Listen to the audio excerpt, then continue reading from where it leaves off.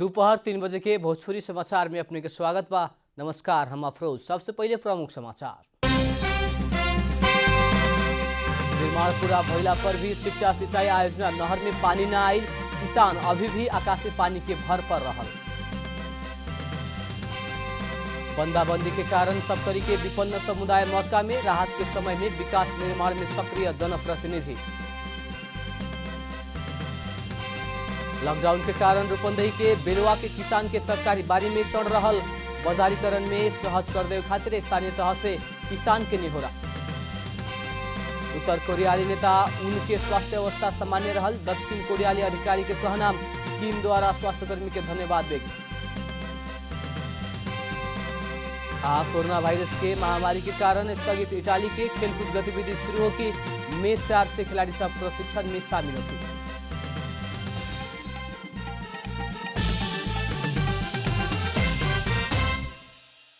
अब पूरा समाचार।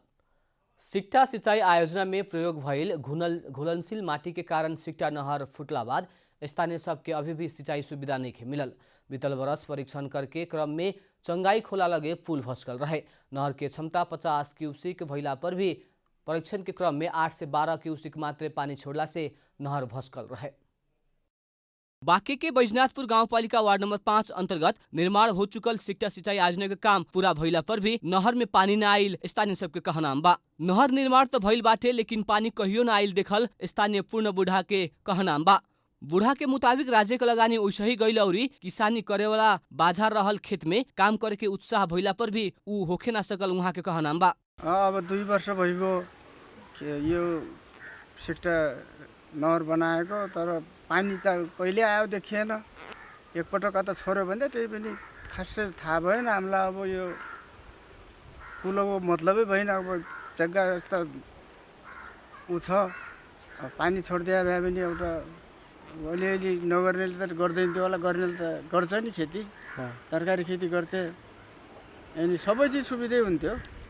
त्यो छैन, लगानी सरकारको छ त्यसै डुब्यो। बैजनाथ गाउँपालिका के स्थानीय सब यति बेरा सिक्टा के नहर में जमा भइल पानी बोरिंग लगा के बारी में सिंचाई कर रहला पर भी दूर के गाउँ सब में आकाशे पानी के भर परल बाटे। नाला चाहिँ बनेको 1 वर्ष भन्दा नि अलि बढी भइसक्यो हुन त, तर यो शाखा नहरहरू चाहिँ बनाएको छैन। साइडमा जाने शाखा नहरहरू चाहिँ बनाएको छैन कि मेन अब राप्तीबाट सिधा आएको एउटा मेन नहर मात्र बनाएको छ। अहिलेसम्म पानी चाहिँ छोडेको छैन त्यहाँबाट। यसमा अलिअलि अब बर्खामा र पानी परेको बेलामा जम्मा भएको पानीहरू चाहिँ अब नजिकको मान्छेहरूले मेसिनहरू लगाएर पम्पसेटहरू लगाएर तानेर सिँचाइ चाहिँ गर्छ। त्यही पनि अब जम्मा भएको पानी हो, उता नदीबाट चाहिँ छोडेको छैन। पुरा नभएर कि अब बनाउँदा नै कतिपय ठाउँहरू फेरि बिग्रिसकेका छ, नहरहरू फेरि मेन्टेनेन्स गर्नुपर्ने भइसकेको छ।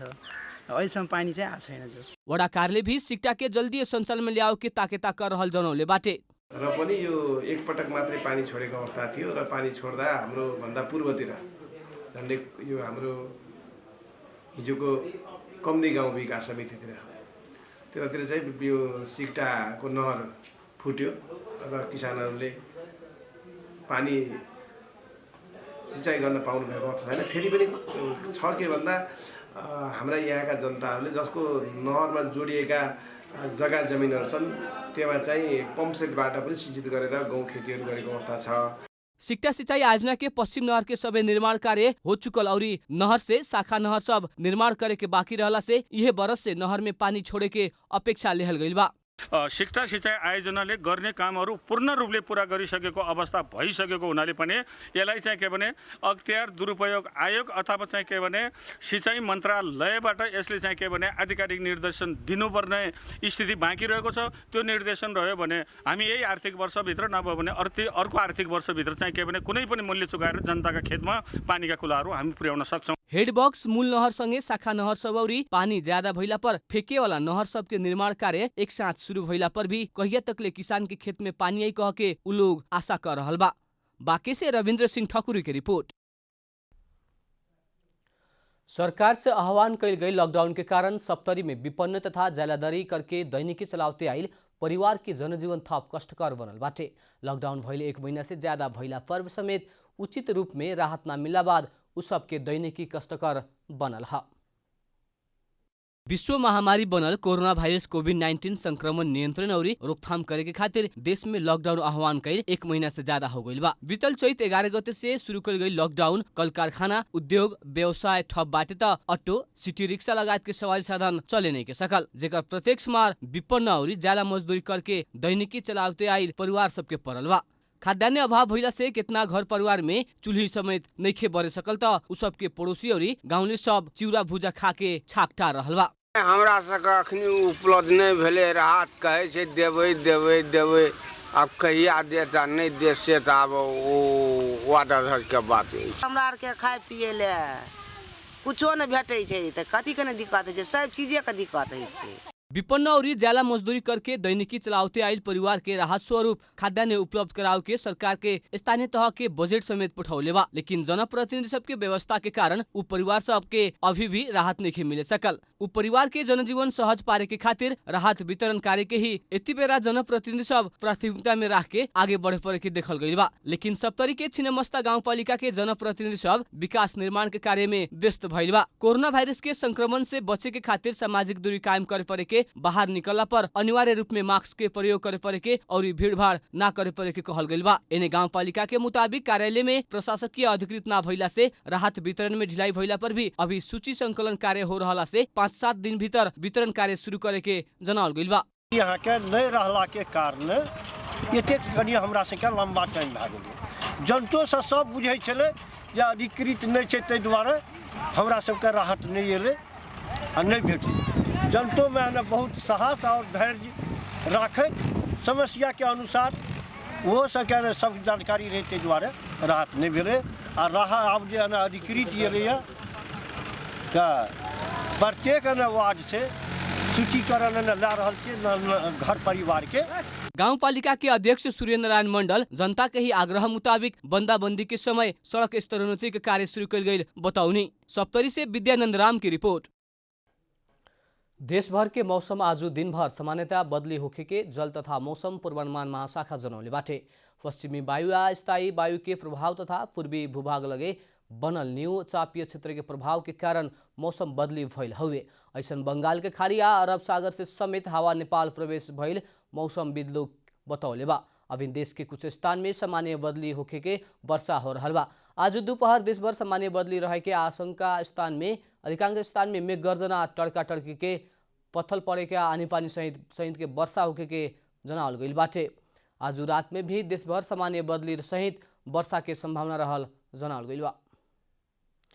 प्रदेश नंबर 1 में कोरोना संक्रमित बढ़ते गइला बाद सुनसरी के धरान स्थित बीपी कोइराला स्वास्थ्य विज्ञान प्रतिष्ठान में निर्माण कईल कोविड-19 अस्पताल संचालन में आइल बा।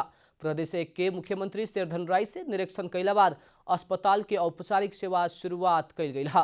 प्रतिष्ठान अपने पहल में 100 बेड के कोविड-19 अस्पताल निर्माण कइलक हा।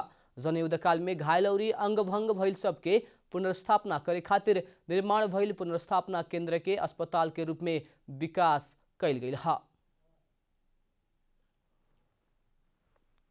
हामीले यसको सेपरेट अपरेसन थिएटर राखेका छौँ, सेपरेट ल्याब राखेका छौँ, आइसियु राखेका छौँ।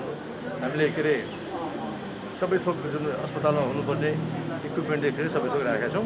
भोलि कोरोनाको पेसेन्ट एउटा भनौँ न गर्भवती आइमा आयो भने र अपरेसनै सिजारियन गर्नु पऱ्यो भने हामी गर्न सक्छौँ। भोलि एपेन्डिसाइटिस विथ कोरोना आयो भने पनि हामी त्यहाँ अपरेसन गर्न सक्छौँ। त्यो हो विशेषता। प्रदेश सरकार के पहल में कोरोना के संक्रमण मिलने बाद लगत्ते विराटनगर में 50 बेड के कोरोना अस्पताल निर्माण कइल गइल रहे। प्रतिष्ठान थप 100 बेड के अस्पताल संचालन में लियावल गइल जनौले बाटे। अस्पताल के विकास और थप सेवा खातिर प्रदेश सरकार गृह कार्य कर रहल जनावल गइल बा। प्रदेश नंबर 1 अहिले कोरोना भाइरसको एउटा केन्द्रबिन्दुको रूपमा अहिले देखा परेको छ। तर प्रदेश सरकारको असाध्यै राम्रो तयारी छ। हाम्रो राम्रो तयारी भएको हुनाले हामीले अलिकति पनि विचलित हुनुपर्ने, आत्तिनुपर्ने अवस्था छैन। हामीले विराटनगरमा 1 हप्ताभित्रमै हामीले एउटा कोभिड अस्पताल हामीले चाहिँ तयार गऱ्यौँ, जहाँ अहिले चाहिँ सङ्क्रमितहरूलाई हामीले राख्ने काम गरेका छौँ। अहिले जहाँ जहाँ सङ्क्रमण देखा परेको छ त्यहाँ परीक्षण कार्यालय हामीले तीव्र बनाएका छौँ, फराकिलो बनाएका छौँ। अस्पताल के सेवा विस्तार करत कुछ दिन भीतर 500 बेड के रूप में विकास करे के तैयारी में प्रतिष्ठान रहल बा। भोजपुरी समाचार में अब छोड़ विश्राम।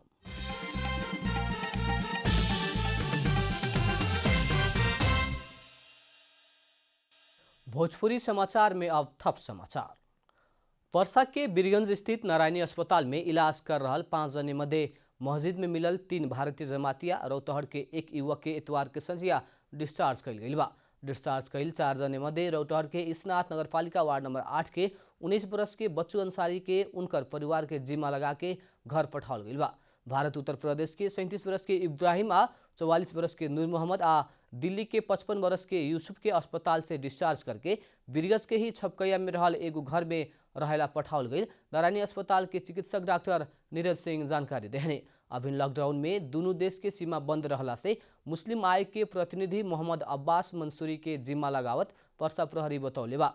अभिन नारायणी कोविड अस्पताल के आइसोलेशन में 3 जने के इलाज हो रहा बा।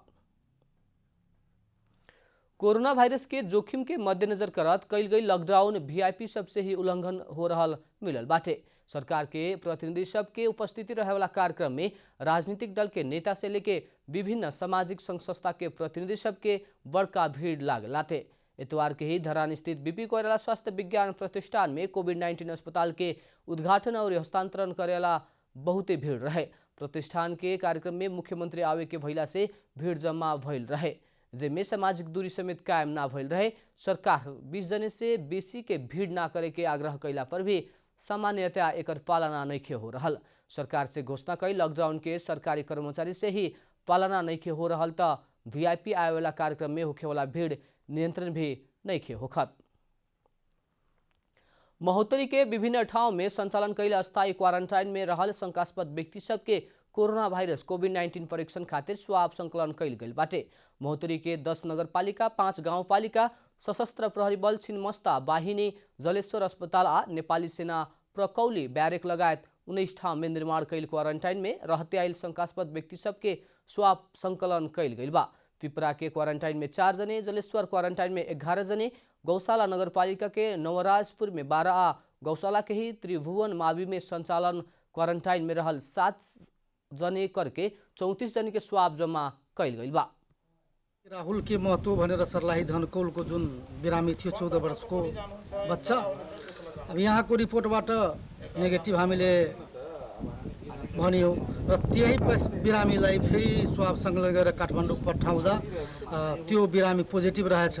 त्यो भ्रम र के भन्छ भ्रमको हिसाबले नेपाल सरकारले यो 2 नम्बर प्रदेशलाई यो फोकसमै राखेर यो हाम्रो 3 तहकै संगठन नेपाली सेना र अर्को हाम्रो स्वास्थ्य मन्त्रालयको योजना अनुरूप हामीले यो 2 नम्बर प्रदेशलाई उसमा राखेका छौँ। क्वारंटाइन में रहल मध्य कुछ दिन पहले ही भारत से आयल सबसे पहिलका चरण के स्वाब संकलन कैला फिर दोसर का चरण के जांच बाद स्वाब लेवे के बताओल गई बा।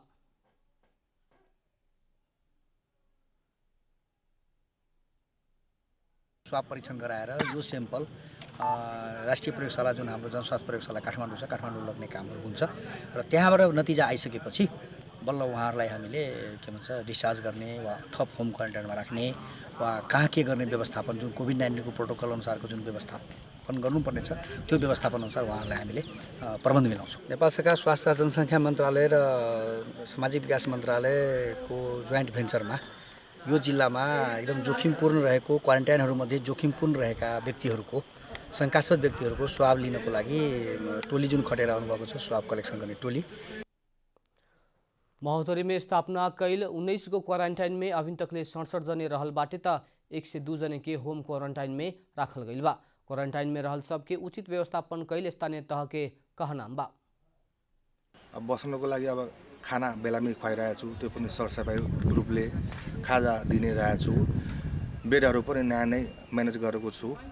उहाँहरूलाई बेला बेलामा टाढै भएर स्वास्थ्यकर्मीद्वारा हामी जनप्रतिनिधिद्वारा यो रोग केही होइन, तपाईँहरू आत्नु पर्दैन, किनभने भित्र आँट भएपछि सानोतिनो रोग त्यतिकै भागेर जान्छ।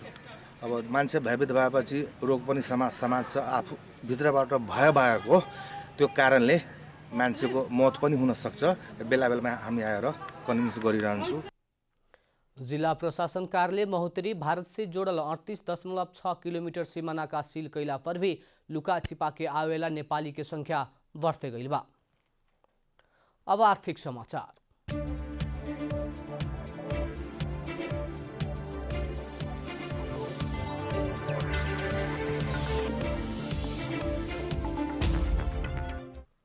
लॉकडाउन के कारण तरकारी जन्य वस्तु बिक्री न भइला बाद रूपन्देही के सुदधन गाउँपालिका वार्ड नंबर 1 बेलुवा के किसान सब मर्का में पड़ल बाटे। पूरा गांव ही कृषि में रहल बेलुवा में उत्पादन भइल तरकारी असहज रूप में बाजारीकरण ना भइला से किसान सब मर्का में पड़ल ह। तरकारी बिक्री करके जीविकोपार्जन करे वाला सुदधन गांव के किसान सब उत्पादन भइल कृषि जन्य वस्तु बाजार में पठावे ना सकल बतौले बा। लॉकडाउन होके से पहले गांव में उत्पादन भइल तरकारी बुटबल के हाट बाजार लगायत के स्थान सब में ले जाके बिक्री वितरण करते आयल रहे लोग, लेकिन अभी तरकारी बारी में ही सड़े लागल बा। अब हमन के घेरमला र भिंडी त्यो बोड़ी करेला त्यो टमाटर सबै में हमन के घाटा घाटा बा एकदम। हमन के केहू देखे वाला नहीं बा कि मतलब हमन के घाटा लगाता किसाने का। हमन के 10 कट्ठा खेते में हमन के अब 7 परिवार जिया के बड़ी मुश्किल आ गई बा। हमन के और धान गेहूँ तो कोनो बा नहीं व्यवस्था। सर हामीलाई धेरै समस्या छ। यो बेच बिखन गर्नलाई यस्तो लगानी लगाएर हामीले बेच्न पाइए छैन, बजारमा जान पाइए छैन। गाउँपालिकाले पनि केही सहयोग गरेको जस्तो लाग्दैन अहिलेसम्म हामीलाई। जस्तै यो बेच्ने हामीलाई केही व्यवस्था मिलाइदिएको भए हामीलाई झन् सजिलो हुन्छ यति यति लगानी हालेर। गाउँभर अभिन करहिला, भिंडी, लौका, बोड़ी, फर्सी, हरियर साग, खीरा लगायत के तरकारी फरल बाटे। मायादेवी कृषि गांव ब्लॉक समेत निर्माण कैल बेलुवा गांव में अभिन 154 जने किसान सब आबद्ध रहल बाटे। गांव में 128 हेक्टेयर क्षेत्रफल में व्यावसायिक रूप में तरकारी खेती करते आयल बाटे लोग। लकडाउनले गर्दा यहाँ विशेष चाहिँ अब तरकारी पकेट भएको कारणले तरकारी कच्चा पदार्थ वा उत्पादन चाहिँ अति प्रत्येक दिनको चाहिँ 50 क्विन्टल हुन्छ। अनि तपाईहरुको यहाँ बेच्ने चाहिँ समस्या सबभन्दा चाहिँ ठुलो रहेको छ। बाजार तकले तरकारी पुगाओ की व्यवस्था और तरकारी के उचित भाव तोक देवे खातिर स्थानीय सरकार आ प्रदेश सरकार के किसान सब मांग कैले बा। भोजपुरी समाचार में अब छोड़ विश्राम।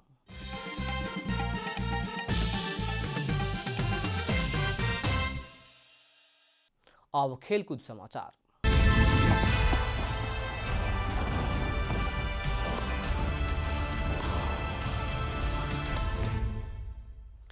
कोरोना वायरस के महामारी के कारण प्रभावित भइल इटाली में खेलकूद गतिविधि धीरे धीरे शुरू होके के भइल बाटे।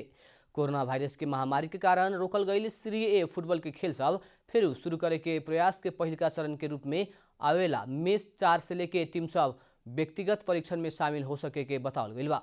प्रधानमंत्री से कोरोना वायरस लॉकडाउन कमजोर बनाव के प्रतिक्रिया के पहिलका चरण के घोषणा करे संगे मैच 4 से खिलाड़ी सब परीक्षा में शामिल हो सके के बतावल गई बा। ऐसे ही मई 18 से टीम प्रशिक्षण करके मिली रोकल गई सीरी ए के खेल सब मई 27 से जून 2 के बीच में शुरू होके के अपेक्षा रहल बाटे। इस सीजन अगस्त के शुरुआत में अंत करे के तैयारी रहल बाटे, लेकिन सीरी ए फुटबॉल के खेल बंद रंगशाला में भी कब से शुरू हुई कह के विषय में औपचारिक घोषणा अभी तकले नहीं कल गई।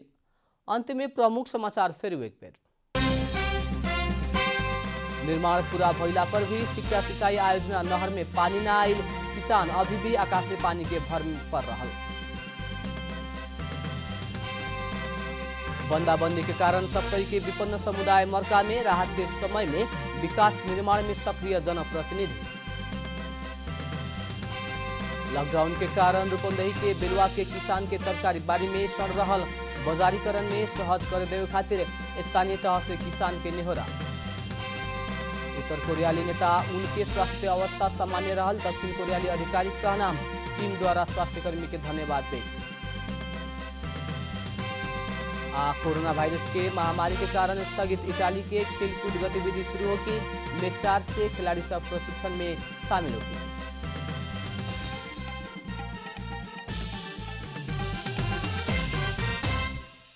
भोजपुरी समाचार अभी खातिर इतना ही। जनता द्वारा जनता खातिर प्रसारित जनता टेलीविजन के कार्यक्रम सब यूट्यूब, ट्विटर, फेसबुक का हमनी के वेबसाइट जनतासमाचार.com में भी पढ़ा देख सकत बानी। सूचना में अपने के सहभागिता, समय में समाचार हमनी के प्रतिबद्धता। प्रणाम।